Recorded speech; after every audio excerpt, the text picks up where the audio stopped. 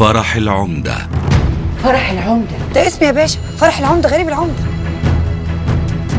الطاعة العمياء هي الحاجة الوحيدة اللي هتنجيكي.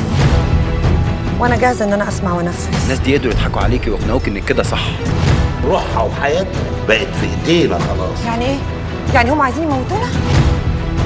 انت بقيتي قاتلة فعلا. انت كذاب.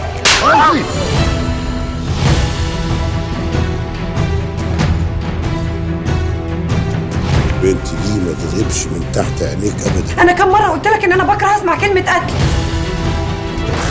حرام عليكم، انتوا بتعملوا فيا كده ليه؟